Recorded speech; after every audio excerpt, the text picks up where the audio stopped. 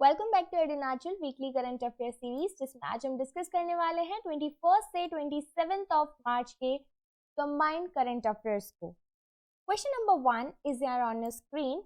What is the upper limit of a UPI light payment transaction? So first of all you need to understand what exactly is UPI Lite payment transaction. UPI Lite इसे launch किया गया है NPCI यानी national payments corporation of India ने, जिसमें छोटे छोटे value transactions को ऑफलाइन मोड में आप कर सकते हैं। लाइक समटाइम्स आपको अर्जेंटली कोई ट्रांजैक्शन करना है, कहीं पे पेमेंट करना है और आपके पास इंटरनेट नहीं है, तो भी आप 200 रुपए तक का ट्रांजैक्शन बिना किसी इंटरनेट सर्विस के कर सकते हैं, right? So the limit is 200 rupees. The upper limit of an UPI Lite payment transaction will be 200, but the total limit of UPI Lite balance for an on-device wallet will be rupees 2000 at any point of time. Now, here is question number 2. Which institution releases the periodic labor force survey?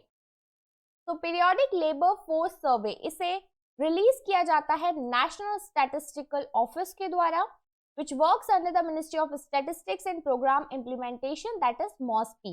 तो क्या कहता है ये report? PLFS update के according India का जो urban unemployment rate है ये 12.6% हो गया है अप्रैल जून क्वार्टर ऑफ 2021 में, जबकि जनवरी मार्च क्वार्टर में ये 9.3% रहता था। तो अनएम्प्लॉयमेंट रेट जो है वो बढ़ता जा रहा है, ये रिपोर्ट सामने आई है। Next question, where was the India Japan annual summit 22 held? India Japan annual summit 2022 ये न्यू दिल्ली में हुआ है। Prime minister Narendra Modi and his Japanese counterpart Fumio Kishida held talks in the New Delhi during the India Japan Annual Summit 2022, और इस meeting के बाद Indian Prime Minister Modi ji has announced that Japan is set to invest 5 trillion yen or rupees 3.2 lakh crore in India over the next 5 years. You all know that the technology in Japan is very high tech. India कई सारी चीजों में Japan से technology लेता है, वहाँ की workforce, वहाँ की टेक्नोलॉजी की नीड होती है। जैसे आपने देखा होगा मेट्रो ट्रेन जो जगह जगह बन रही है उसमें जापान का बहुत बड़ा रोल है, राइट? तो आने वाले 5 सालों में 3.2 लाख करोड़ रुपीस का इन्वेस्टमेंट जापान इंडिया में करने वाला है। Remember, this is Japan PM's first visit to India as a head of the Japanese government. Next question is, which country has developed a relativistic clustering amplifier RKA which can destroy satellites in space? The answer will be China. China ने एक relativistic klystron amplifier बनाया है। ये क्या करेगा? ये space में present satellite को जैम भी कर सकता है और डिस्ट्रॉय भी कर सकता है। समटाइम्स ये देखा जाता है कि आपका जो दुश्मन है, जो दूसरा कंट्री है, वो आपके यहाँ पर कोई सैटेलाइट के थ्रू नजर रख रहा है, तो अगर ऐसा कोई सैटेलाइट डिटेक्ट करते हैं तो ये जो डिवाइस है रिलेटिविस्टिक क्लिस्ट्रॉन एम्पलीफायर, ये क्या करेगा? ये एक वेव बर्स्ट को रिलीज करेगा जो कि 5 मेगावाट्स की होगी KA बैंड में, and it is a portion of the electromagnetic spectrum used for both civil and military purpose. इसमें से क्या होगा? डायरेक्ट एनर्जी वेपन्स यूज किए जाएंगे इलेक्ट्रोमैग्नेटिक एनर्जी को जनरेट करने के लिए, जो कि एनिमी इक्विपमेंट और पर्सनल को आसानी से डिस्ट्रॉय कर देंगे। बढ़ते हैं आगे। India advocated the Biological and Toxin Weapons Convention at which international body? So here the answer is UNSC, United Nations Security Council. इसमें इंडिया ने biological and toxin weapon convention को साइन किया। तो India advocated the biological and toxin weapons convention at the United nation security council, और India ने announce किया that it attaches high importance to the BTWC convention at a key non-discriminatory disarmament convention prohibiting an entire category of weapons of mass destruction। और ये सारी चीजें सामने आ रही हैं रशिया और यूक्रेन के वॉर के दौरान। तो अगर हम डिटेल में बात करें biological and toxin weapon convention, that is BTWC, इसकी बात करें तो it is a key element in the international community's effort to address weapons of mass destruction, proliferation, and it has established a strong norm against the biological weapons, क्योंकि biological weapons जब use किए जाते हैं तो वो एक बहुत बड़े लेवल पे मास डिस्ट्रक्शन करते हैं. So WMD is a weapon with the capacity to inflict death and destruction on such a massive scale and so indiscriminately that its very presence in the hand of hostile power and can be considered a grievous threat. ये नहीं देखा जाता कि वहां पे कौन लोग present हैं, किनको टारगेट बनाया जाना है. अगर कहीं पे इन वेपन्स का यूज किया जाता है तो आसपास जितने भी लोग प्रेजेंट होंगे इररिस्पेक्टिव ऑफ एनी क्राइटेरिया बहुत सारे लोग डेथ हो जाती है. इस कन्वेंशन को पहले the convention on the prohibition of the development, production and stockpiling of bacteriological and toxin weapons कहा जाता था ऑन देयर डिस्ट्रक्शन. ये पूरा नाम रखा गया था इस कन्वेंशन का, लेकिन बाद में इसे नेगोशिएट किया गया by the conference of the committee on डिसआर्मामेंट in Geneva, Switzerland, and it opened for signature on 10th April 1972, जो कि फोर्स में आया 26th of March 1975. तो अभी देखिए 26th मार्च जस्ट पास आउट हुआ है, 1975 में ये फोर्स में आया था, इसीलिए ये चर्चा में है. मेंबर्स की बात करें तो 183 state parties and 4 signatory states हैं. India is a signatory of the convention. Now come to the question number 6. Which Indian has been appointed to UN Advisory Board on Effective Multilateralism? The answer is option number B, Jayati Ghosh. जयति घोष जी को UN के advisory board on effective multilateralism में involve किया गया है, appoint किया गया है. यूएन चीफ एंटोनियो गुटेरेस ने ये अनाउंसमेंट की, the establishment of the new high level to be co-chaired by former Liberian president and Nobel laureate Ellen Johnson Sirleaf and former Swedish Prime Minister Stefan Löfven. तो इनके साथ साथ जयति घोष जी की appointment भी की गई है. बढ़ते हैं आगे. Germany has signed the energy deal with which northeastern country to reduce its dependence on Russia? The answer is option number B, Qatar. अब जर्मनी ने कतर के साथ एनर्जी डील साइन की है क्योंकि कतर उन ऑयल प्रोड्यूसिंग कंट्रीज में से एक है जो कि वर्ल्ड में अपना नाम रखते हैं, राइट. तो जर्मनी जो कि यूरोप की बिगेस्ट इकोनॉमी मानी जाती है, अब वो रशिया के एनर्जी रिसोर्सेज पे धीरे धीरे अपनी डिपेंडेंसी कम करती जा रही है. जब पता चलता है कि रशिया यूक्रेन पे वॉर कर रहा है, यूक्रेन को एक्सेस करने की कोशिश कर रहा है, तो आने वाले समय में वो दूसरे डिपेंडेंट कंट्रीज के लिए भी थ्रेट हो सकता है. तो ऐसे में जर्मनी अपने सेल्फ डिपेंडेंसी की ओर एक कदम बढ़ा रहा है. Now come to the question number 8. Which Union Ministry of India launched the India and the Arctic Building a Partnership for Sustainable Development Policy? The answer is option number A, Ministry of Earth Sciences. Ministry of Earth Sciences ने ये policy launch की है जिसका title है India and the Arctic building a partnership for sustainable development. अब इसमें क्या होगा, ये जो आर्कटिक पॉलिसी है ये कंट्री की पार्टनरशिप को और डीप करने की कोशिश कर रही है with the resource rich Arctic region. India उन 13 कंट्रीज में से एक है जो कि आर्कटिक काउंसिल में ऑब्जर्वर स्टेटस रखता है.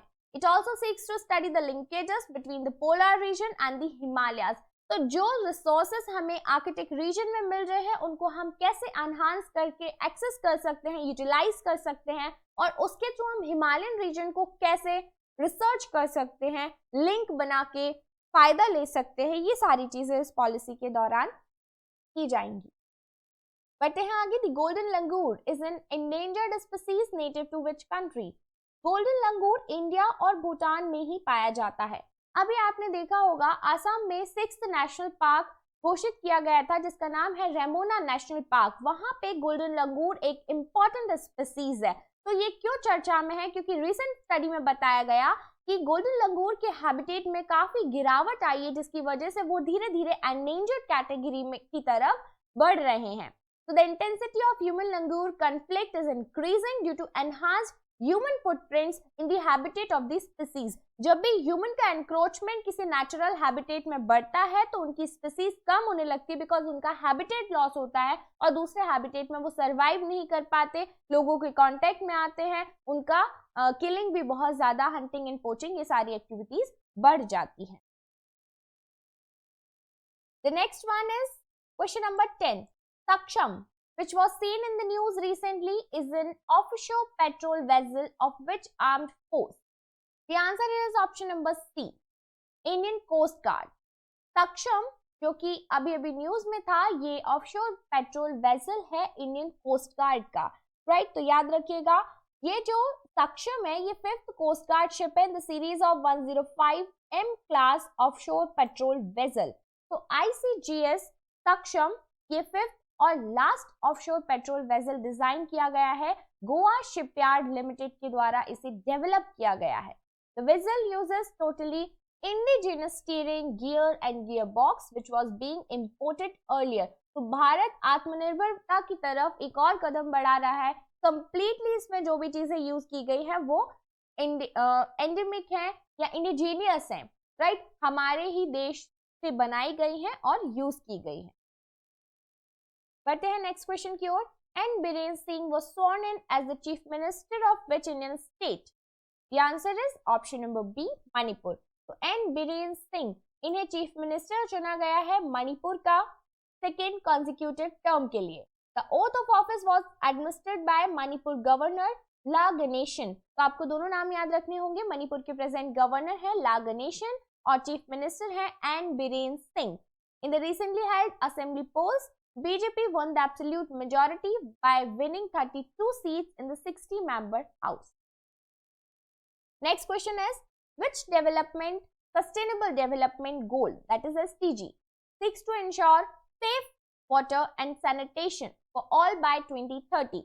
तो safe water and sanitation ये जो sustainable goal है ये goal number 6 में लिखा गया है clean water and sanitation के नाम पर। इस गोल में ये टारगेट रखते हैं कि यूनाइटेड नेशंस के द्वारा 2030 तक हम सभी को क्लीन वाटर और सैनिटेशन प्रोवाइड कराएंगे, राइट। तो the focus of world water day in 2002 is on March 22। मार्च 22 को क्या होता है, वर्ल्ड वाटर डे। तो इस दिन ये फोकस रखा गया to aid the achievement of United Nations sustainable development goal number 6 which is to ensure safe water and sanitation for all by 2030। और जो थीम थी इस साल वो थी ground water making the invisible visible. Remember the theme बहुत ही important है, ground water making the invisible visible. These are the sustainable development goals, जिसमें आपको कुछ इंपॉर्टेंट गोल्स याद रखने हैं, जैसे कि नंबर 1 है नो पॉवर्टी। अगर पॉवर्टी नहीं होगी तो ऑब्वियसली हंगर नहीं होगा, तो सेकंड नंबर इज 0 हंगर। अगर हंगर नहीं होगा तो हेल्थ और वेलबींग अच्छा होगा, so third number is good health and wellbeing. अगर इंसान के पास खाना है, गुड हेल्थ है, वेलबींग है, तो ऑब्वियसली वो एजुकेशन पे फोकस करेगा, so the 4th one is quality education, then 5th one is gender equality, 6th one is clean water and sanitation, 7th affordable clean energy. और इसमें से कुछ इंपॉर्टेंट है, जैसे कि आप देखेंगे 13th क्लाइमेट एक्शन पे फोकस करता है, which is the alarming situation of the whole world, of the whole planet. So the 13th one is climate action, 14th is life below water, 15th is life on land, right? अब इन सारे goals को आपको याद रखना है, 17 goals यहाँ तक, ये सारे के सारे गोल्स आपको याद रखने होंगे, कई बार एग्जाम में पूछा गया है। Now come to the question number 13. X-Dustilic is a joint defense exercise held between the armed forces of India and which country? X-Dustilic ये भारत और उज्बेकिस्तान के बीच होने वाली ज्वाइंट ट्रेनिंग मिलिट्री एक्सरसाइज है। नाम है X-Dustilic, याद रखिएगा। तो इसमें उज्बेकिस्तान की आर्मी और इंडिया की आर्मी दोनों ने ही पार्टिसिपेट किया। नॉर्थ वेस्टर्न मिलिट्री डिस्ट्रिक्ट के ट्रूप्स ने उज्बेक आर्मी में हिस्सा लिया। The last addition of Dustilic was held in Uttarakhnd's Ranikhet and the joint exercise will focus on counter-terrorism operations in semi-urban terrain. Question number 14. Viplobi Bharat Gallery was recently launched in which city? Biplobi Bharat gallery, देखिए इसका जो accent है वो आपको बंगाली लग रहा होगा, विप्लोबी। तो ये जो भारत गैलरी है ये कोलकाता में इनॉग्रेट की गई है विक्टोरिया मेमोरियल हॉल में वीडियो कॉन्फ्रेंसिंग के through on the occasion of शहीद दिवस। गैलरी में रिवॉल्यूशनरीज और उनका फ्रीडम स्ट्रगल में जो योगदान रहा है ब्रिटिश कॉलोनियल रूल के दौरान, इन सभी चीजों के कंट्रीब्यूशन को शोकेस किया गया है। तो आप देख सकते हैं ये है विक्टोरिया मेमोरियल। कई बार क्वेश्चन पूछा गया है कि विक्टोरिया मेमोरियल कहाँ पे है, कोलकाता में है। यहाँ पे इस तरीके से ये आर्ट गैलरी बनाई गई है। नेक्स्ट क्वेश्चन है, which country is the host of BIMSTEC summit in 2022? BIMSTEC summit का होस्ट श्रीलंका है 2022 के लिए। बिम्स्टेक का फुल फॉर्म है bay of Bengal initiative for multi sectoral technical and economic cooperation. इसका ये जो नाम है ये शुरू से ऐसा नहीं था, right.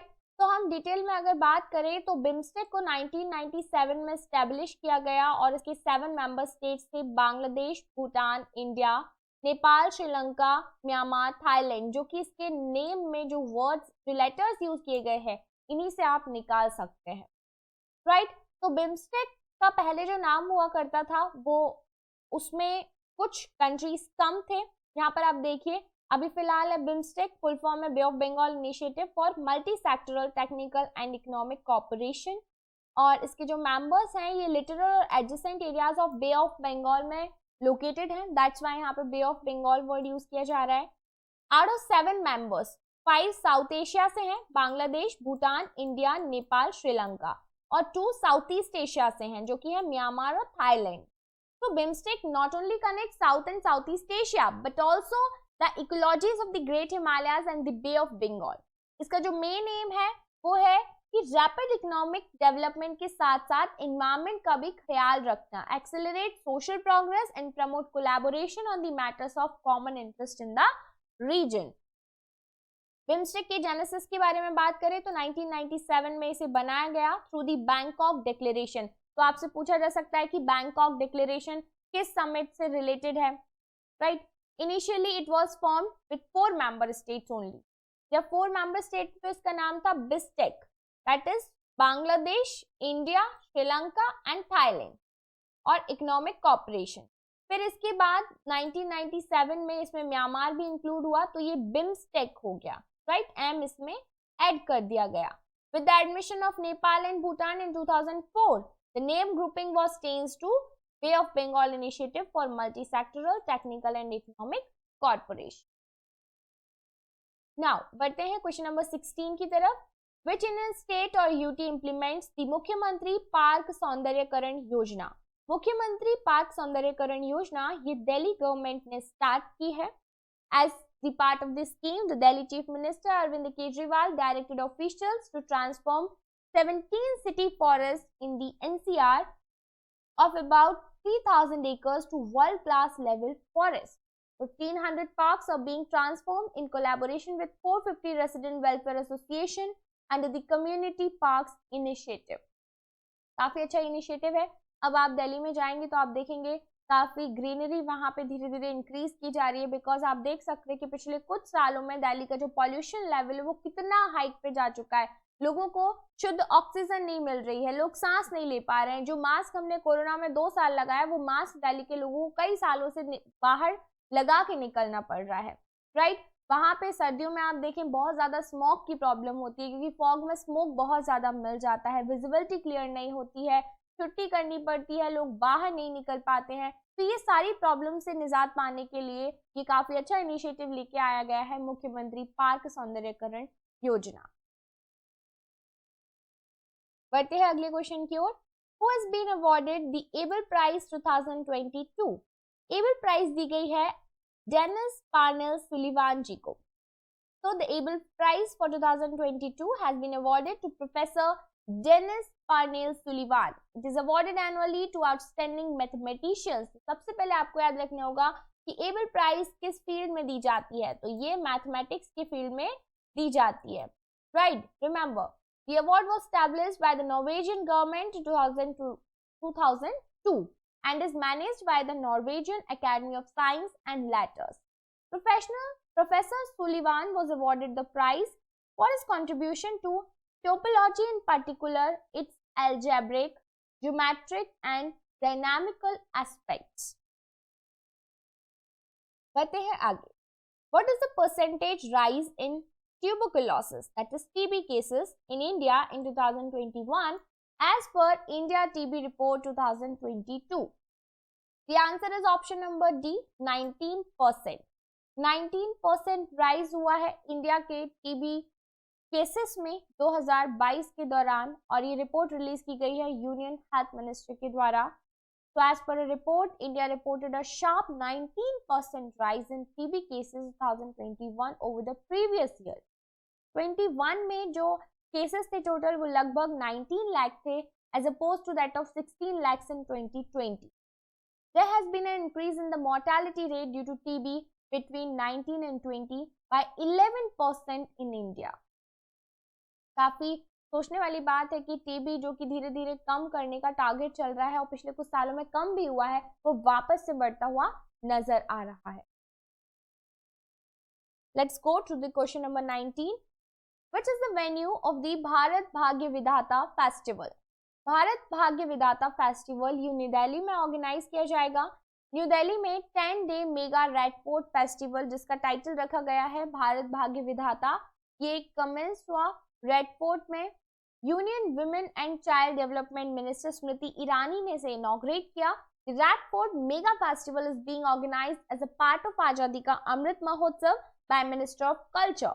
The Red Fort Festival is to commemorate the heritage of the country and culture of every part of India. तो भारत के डिफरेंट कल्चर को यहाँ पे शोकेस किया गया, अवेयरनेस की गई उनके प्रति. नेक्स्ट क्वेश्चन है question number 20. Who is the first chairperson of the Reserve Bank Innovation Hub? Reserve Bank innovation hub, पहली बात तो आप फुल फॉर्म याद रखिएगा, कभी RBIH लिखा आता है तो इसके पहले चेयरपर्सन के रूप में चुना गया है सेनापति क्रिस गोपाल कृष्णन जी को. RBI गवर्नर शक्तिकांत दास जी ने इनॉग्रेट किया Reserve Bank innovation hub Bengaluru में. रिमेंबर बेंगलुरु में इसे इनॉग्रेट किया गया. It is been set up to encourage and nurture financial innovation with an initial capital contribution of ₹100 crores. And Senapati Gopal Krishnan is the first chairperson while it has eminent persons from industry and academia as members. So he is Senapati Chris Gopal Krishnan. So this is all about this week. Thank you so much guys and stay connected with EduNatural.